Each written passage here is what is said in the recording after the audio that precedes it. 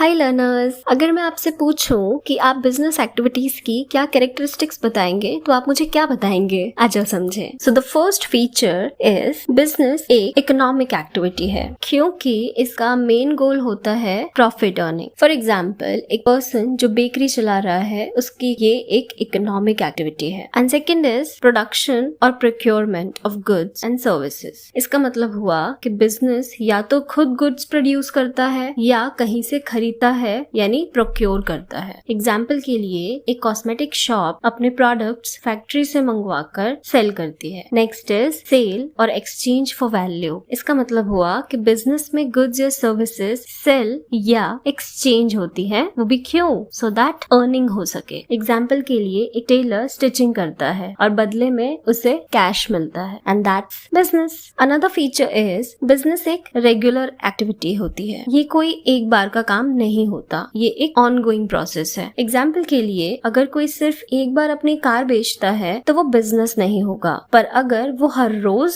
Cars में deal करता है तो वो एक रेगुलर बिजनेस एक्टिविटी होगी। नेक्स्ट इज बिजनेस का मेन एम होता है प्रॉफिट अर्निंग, यानी इट इज प्रॉफिट मोटिव। बिना प्रॉफिट के बिजनेस सर्वाइव नहीं करता। फॉर एग्जाम्पल, एक मोबाइल शॉप चाहती है कि वो हर फोन पर थोड़ा तो प्रॉफिट कमाए ही। And last is element of risk. Business में हमेशा रिस्क इन्वॉल्व होता है, यानी यहाँ लॉस भी हो सकता है और अच्छा प्रॉफिट भी हो सकता है। फॉर एग्जाम्पल, अगर डिमांड कम हो जाए तो गुड्स खराब हो सकते हैं और बिजनेस में लॉस हो सकता है। तो आप याद रखेंगे, बिजनेस एक्टिविटी होती है रेगुलर और प्रॉफिट के मोटिव से प्लस रिस्क के साथ एंड इकोनॉमिक एक्सचेंजेस भी होते हैं। ऐसे ही क्विक बिजनेस ज्ञान के लिए सब्सक्राइब कीजिए YouGov।